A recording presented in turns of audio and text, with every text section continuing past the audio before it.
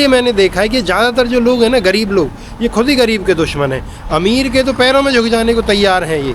तो आजकल क्योंकि अब मैं गरीब ट्रैवलर हूँ, 500 रुपये में दिन निकालना है, दिखने में छोटा है। ये है मेरा टोटल सामान। तो स्वागत है आपका एक और नए दिन में। दिन शुरू हो रहा है वापी से, क्योंकि रात को मैं यहीं पे रुका था एक डॉर्मेट्री में। पहले तो मैं दमन गया तो वहाँ देखा कि सिंगल लोगों के लिए होटल्स ही नहीं है। बोले भैया सिंगल हो तो हम नहीं देंगे। तो मैं कोई बात नहीं। फिर घूमते फिरते हैं रेलवे स्टेशन के पास देखा कि डॉर्मेट्रीज़ हैं, तो यहीं पे एक डॉर्मेट्री में आया और यहाँ रुका। 250 रुपये दिए यहाँ पे 12 घंटे के उसको रुकने के, यानी सुबह चेकआउट तक के। 11 बजे चेकआउट था। 250 कतई ज़्यादा नहीं है। जब साफ़ सफाई हो, रुकने की अच्छी व्यवस्था हो, बेड्स अच्छे थे, गद्दे भी ठीक ठाक थे, कुल मिला के रात अच्छी भी थी, और उसके लिए 250 कोई ज़्यादा नहीं है। हाँ, मैंने एक चीज़ और नोटिस की है कि ऐसी जगहों पे जो ज़्यादातर स्टाफ होता है अनट्रेंड होता है, अनस्किल्ड होता है, जिसके कारण उन्हें लोगों से डील करना नहीं आता, उन्हें नहीं पता कि लोगों से किस तरीके से बात करनी है।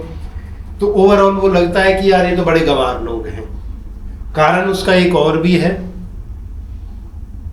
ये कहाँ जा रही है? इतनी देर से चली रही है लिफ्ट। बेसमेंट पे आ गई क्या? ओहो हाँ, बेसमेंट पे आ गई, माफ़ी करें। हाँ, तो मैंने देखा है कि वो बड़ा गंदा सा एक्सपीरियंस रहता है। हमको जाना है भाई और इस वजह से शायद ये लोग गंदे रिव्यूज़ भी पाते होंगे, थोड़ा बहुत बिजनेस वीक होते होंगे, क्योंकि इन बच्चों को या इन लड़कों को, जो ये लोग यहाँ पे होते हैं, इनको लगता है कि तुम्हारे यहाँ जो रुकने आ रहे हैं 200-250 में तो रुक रहा है। या हॉस्टल्स में मैंने देखा है कई बार ये व्यवहार, तो उनको लगता है कि 400-500 में रुक रहा है। तो बात भी सही है उनकी, इससे ज़्यादा तो टिप दे दी जाती है होटल्स में रुकने के ऊपर। पर सच ये है कि जो इन जगहों पे लोग रुक रहे हैं, इनमें ऐसा नहीं है कि हर कोई मजबूरी के कारण यहाँ पे रुक रहा है। ज़्यादातर चॉइस वाले भी हैं कि वो 4-6 हज़ार के होटल में रुक के आया है और अब उसको लगा कि चलो ऐसे भी करके देखते हैं, तो वो इसलिए रुक रहा है। तो वो चीज़ बड़ी ज़रूरी है, और यही छोटी सी कमी है जो हमारे यहाँ के लोगों में और बाहर वालों में थोड़ा फ़र्क दिखता है। क्योंकि बाहर बहुत से लोग करते हैं वर्क एथिक पे काम, कि भाई मेरा काम है लोगों से डील करना, तो मैं वो अच्छे से करूँगा। हमारे वाले क्या है, घर में घुस जाते हैं कि कपड़े कैसे पहने हैं, जूते कैसे हैं, फ़ोन कैसा है इसके पास, बैग कैसा लिया हुआ है, कितने घर, कैसे घर का होगा, अमीर है कि नहीं है, पैसा है कि नहीं है, तो वो फिर उसको उसी प्रकार का ट्रीटमेंट देंगे।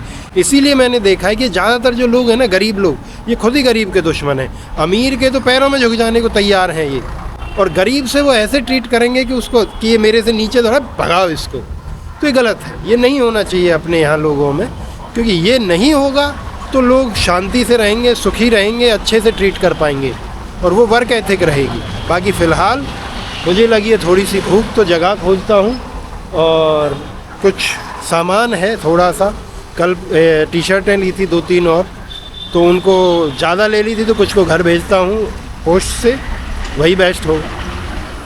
चलते हैं अभी आगे, निकलते हैं यहाँ से। गोवा से यहाँ आकर के एक चीज़ तो मुझे अच्छी लगी है कि आप कहीं भी हाथ दे करके ना ऑटो रोक सकते हैं, और भैया वो आपसे 1000-800 नहीं मांगेगा। मैं गोवा की बुराई नहीं कर रहा हूँ, उनके अपने नियम अच्छे हैं, पर हाँ वही जो हमें आदत है कि हम 10 रुपये में बैठे, शेयरिंग में निकल गए आगे, तो वो सुविधाएं बाहर बहुत है। गुजरात में तो है ही, किसी भी राज्य की अगर बात की जाए तो वो थोड़ा सा अच्छा लगता है, और वो अपनी जगह वो भी ठीक है। उनकी व्यवस्थाएं उन्होंने जिस प्रकार से बनाई है, क्योंकि अगर सिर्फ गोवा को कहूँ तो अच्छा नहीं होगा। मैं नॉर्थ ईस्ट में भी घूमा हूँ, वहाँ सिर्फ टैक्सीज चलती हैं पब्लिक ट्रांसपोर्ट के नाम पे, और शेयरिंग वहाँ पे मिनिमम है 50 रुपये, 200 रुपये, 100 रुपये, इस तरीके से। तो नॉर्थ ईस्ट भी बहुत महंगा है। अगर मेघालय की बात करें, अगर मिजोरम की बात करें, अगर नागालैंड की बात करें, अगर सिक्किम की बात करें, मैं इन राज्यों में होकर के आया हूँ, तो सिर्फ ये गोवा की ही परेशानी नहीं है, पर वहाँ फिर भी शेयरिंग मिल जाता, मैं ये कहूँगा नॉर्थ ईस्ट में। वहाँ से आकर के भाई मुझे लगी थी भूख, तो मैं आया हूँ, ये खमन हाउस है, यहाँ मैंने लिया ढोकला। और वो व्यक्ति जिसने मीठा खाया ही नहीं बड़े दिनों से, उसको अब पसंद आ गई है जलेबी, तो मैं आज खाते हैं। जब ये फास्ट फूड ही खा रहे हैं तो जलेबी भी खा ली जाए। इसका भी स्वाद देख लेते हैं। ज़्यादा नहीं खा पाऊँगा, खाऊँगा 1-2 पीस, पर अच्छा है। थोड़ा सा ओपन होना पड़ेगा, 1-8 दिन चल जाएगा। तो मुझे लग रहा है जलेबी से मीठा ज़्यादा हो गया है, तब इसको इक्वल करने के लिए समोसा या कुछ ऐसा लेना पड़ेगा। बड़ी दुविधा है, पर खा के निकलते हैं यहाँ से जल्दी। तो भाई आज सुबह से मैं कितने पैसे खर्च कर चुका हूँ। 10 रुपये तो दिए थे मैंने ऑटो वाले को, फिर 90 का ये खाना पीना, यानी 2 वड़ा पाव 30 के, ढोकला 30 का, जलेबी ली थी 30 की, खाया 2 ही पीस, और 50 रुपये का मौसमी का जूस। तो टोटल हो गए 140 और 10 150। कल का भी दिन अगर यहाँ गुजरात का माने तो 500 से कम में ही था। 250 सोने के दिए थे, 150 कुछ खाने के थे, 65 रुपये की टिकट थी मुंबई से वापी की जनरल की, तो वो भी इतना ही था। तो आज देखते हैं खर्चा कितने तक जाता है। 500 से कम में इसको रख पाते हैं कि नहीं, या कहाँ तक रहता है। चलिए, अभी यहाँ से पोस्ट ऑफिस के लिए मैंने कर दिया एक ऑनलाइन मोटरसाइकिल बुक। यहाँ चलती हैं bike taxi, auto, normal taxi. तो ये सुविधा देख के अब बड़ा लगता है अच्छा कि यार ये तो मतलब प्रिविलेज है जब आप ऐसी जगह पे जाओ जहाँ ये नहीं चलते हैं, और वहाँ आपको वही पुराने तौर तरीक़ों से गाड़ी, टैक्सी, ऑटो आदि लेने पड़े, तो समझ आता है कि हाँ हम आगे निकल चुके हैं। आप कहीं भी खड़े होकर के मोटरसाइकिल मंगवा लेना या टैक्सी मंगवा लेना एक तरीके का प्रिविलेज है। बाकी बात करते हैं अपनी यात्रा के 4-5 आयामों में से एक आर्किटेक्चर की, यानी घरों की बनावट की। तो यहाँ गुजरात में कुछ विशेष अलग नहीं है, पर कल मैं दमन गया था रात को, तो वहाँ पे जो घरों की बनावट है वहाँ कहीं कहीं आज भी वो पुर्तगाली आर्किटेक्चर का निशान दिखता है। कहीं कहीं पे वो गोवा में जैसा हुआ करता था उसका भी दिखता है कि गोवा के जैसे हाउसेस देखे हमने, वही अप्रैल वाले और टेढ़ी छत, मतलब फ्लैट रूफ नहीं है। तो यहाँ जैसे कमर्शियल बिल्डिंग जितनी भी हैं, मेरे पीछे आप देख रहे हो, वापी में ज़्यादातर जगह पे ऐसा ही है। यानी जो नॉर्थ इंडियन आर्किटेक्चर आपको कहीं भी मिलेगा वही आपको दिखता है। थोड़ी देर इंतज़ार करते हैं अपनी मोटरसाइकिल का और फिर निकलते हैं डाक घर की तरफ।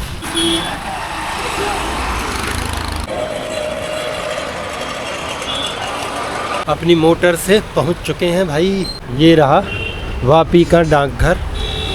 उम्मीद है पार्सल की सुविधा हो अंदर ही। पार्सल माने पैकेजिंग की, पार्सल की तो हर एक डाकघर में होती है। तो भी देखता हूँ अंदर जाके। नहीं है भैया, पूछा उसको, बोले नहीं बाहर पैकिंग करा के लाना पड़ेगा। अब क्या होता है कि हमारा देश इतना तो डेवलप हो गया है कि आप 20-25 रुपये में कहीं पे मोटरसाइकिल टैक्सी मंगा के जा सकते हो, पर अभी इतना डेवलप नहीं हुआ है कि हर एक पोस्ट ऑफिस में जब आप जाओ तो वहाँ पैकेजिंग की सुविधा मिल जाए। अब होगा क्या, मैं बताता हूँ कि जब मैं स्टेशनरी पे जाऊँगा तो वो बोलेगा भैया हम सेपरेटली इतनी टेप तो नहीं दे सकते जिससे सिर्फ ये पैक हो जाए। तो क्या है, अब एक टेप का बंडल ख़रीदना पड़ेगा। अब मेरे लिए वो इतना ही यूज़ का है कि मैंने इसको पैक किया और रख दिया। अब या तो वो उसी के वहाँ छोड़ दिया जाए या यहाँ पे डाल दिया जाए पोस्ट ऑफिस में। और कई बार होता है कि उतना भी नहीं मिलता, कि वो यहाँ तो वो तुक्के से स्टेशनरी बगल में ही है, और नहीं तो हो सकता है आपको 2-4 किलोमीटर और चलना पड़ जाए। जबकि कुछ एक पोस्ट ऑफिस में पैकेजिंग की सुविधा होती है। यहाँ भी पट्टी लगी हुई थी कि पार्सल पैकेजिंग उपलब्ध है, पर है नहीं। तो ये थोड़ी सी चीज़ें हैं जिनको अभी भी सुधरना है, पर अपने देश की बुराई नहीं करनी है भाई, अपना देश नंबर 1 है। स्टेशनरी वाले लोग अच्छे मिले, 22 रुपये में ये पैकेट दे दी है। इसके अंदर बढ़िया से पैक भी हो गया। पहली बार मुझे इतनी सस्ती और अच्छी पैकिंग मिली है कहीं पे। बात तो है गुजरात में कुछ ना कुछ। तो अभी इसको फट से दे करके वापस निकलते हैं बस स्टैंड की तरफ, जहाँ से हमें बस मिलेगी सिलवासा के लिए। मात्र 80 रुपये लगे हैं हमारे पार्सल को यहाँ से जाने में।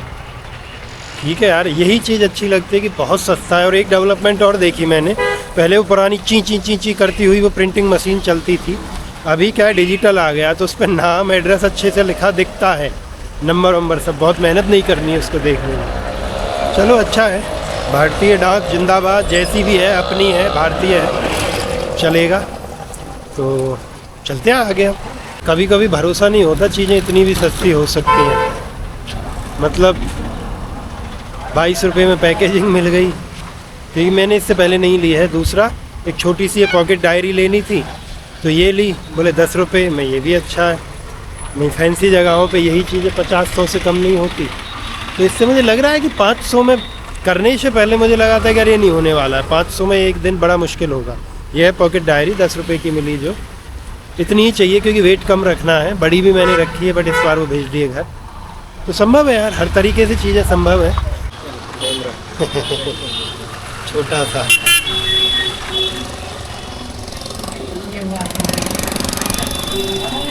इस ऑटो में जा रहे हैं भाई अभी हाईवे की तरफ बैठ करके। सही है ना छोटा। आप कहाँ से वैसे? यार कौन सी जगह? जमुई। जमुई जमुई तो अच्छा जानता हूँ। इधर कब से? बहुत टाइम। इधर नहीं रुकेगा, आगे रुकेगा। स्टेशन ही आ गया। उधर पार करो, उधर लगा रहता है। हाँ उधर वाले में बैठ के निकल जाएंगे, ये सही है। एक तो क्या है, मैंने टोपी फ़िलहाल तो उतार ली है क्योंकि दोनों चीज़ों का कॉम्बिनेशन देख के दूर से लगता है कि वो बाहर से आया है। फ़िलहाल कुछ देर तक वैसे ही चला जाए क्योंकि आम में आम बनना ज़रूरी है। खास देखोगे तो भी ठीक नहीं लगता, लोग फिर थोड़ा दूर हटने लगते हैं। दूसरा यहाँ क्या है कि फ्लाईओवर टूटा हुआ है तो पार करने के लिए वो उसने स्टेशन के इस तरफ छोड़ा है, दूसरी तरफ से सवारी मिलेगी वो आगे लेके जाएगी। तो इसका ओवर ब्रिज है, इसके थ्रू पार करके उधर जाना है पहले। अभी बहुत लोगों का प्रश्न ये भी हो सकता है कि बिना टिकट लिए रेल का ये पार कर रहे हो ओवर ब्रिज। हालांकि प्लेटफॉर्म पे नहीं गए हैं, पर सच ये है कि छोटे शहरों में अगर इतने सारे नियम लग जाएं तो जनजीवन अस्त व्यस्त हो जाएगा। क्योंकि उसका कारण है कि ये पुल, ये ओवर ब्रिज पता नहीं कितने लोगों को सहायता दे रहा होगा एक तरफ से दूसरी तरफ जाने में। तो इनका ज़रूरत भी है बहुत सी जगहों पे, क्योंकि ये देश इतना बड़ा है कि इसमें बहुत से नियम तो डायनामिक चाहिए होते हैं कि कहीं वो ज़रूरी हैं उनका होना और कहीं उनका ना होना भी बहुत ज़रूरी है। सेलवास बोलो भाई, सेलवास सेलवास सेलवास नहीं अरे ऑटो रिक्शा भाई। रेलवे स्टेशन से मैंने देखा था कि जगह जगह ऑटो थे, वो बोल रहे थे कि 50 रुपये लेंगे यहाँ से सिलवास। सिलवास बोलते हैं यहाँ पे, तो सिलवासा के। तो मुझे पता चला कि यहाँ से बस भी मिलती है। तो आजकल क्योंकि अब मैं गरीब ट्रैवलर हूँ, 500 रुपये में दिन निकालना है, तो यहाँ मैं पॉइंट पे आ गया हूँ, यहीं बस स्टैंड है। तो यहाँ से शायद 10-20 रुपये में बस मिल जाएगी और सिलवासा उतारेगी, और खड़ी भी हैं शायद 1-2 बस। तो यही ज़्यादा उचित है। जाने को तो ऑटो से भी जाया जा सकता था। और बेस्ट पार्ट ये है अभी मेरे साथ कि वज़न नहीं है तो सही, वज़न तो है तो दिखने में छोटा है। ये है मेरा टोटल सामान जो एक थैला पोस्ट करने के बाद। इसमें भी मैं सोच रहा हूँ कि क्या और घटाया जा सकता है। इसमें 2 टी शर्ट हैं, एक पजामा है, एक टी शर्ट एक पजामा मैंने पहना है, एक तौलिया, एक एक्स्ट्रा अंडरवियर, डेंटल किट, एक वो लिक्विड सोप हाथ धोने के लिए, नहाने के लिए, सब में वही प्रयोग होगा। वही है मेरा सेकंड केयर रूटीन। देखते हैं और भी कुछ कम करेंगे। फ़िलहाल सिलवासा।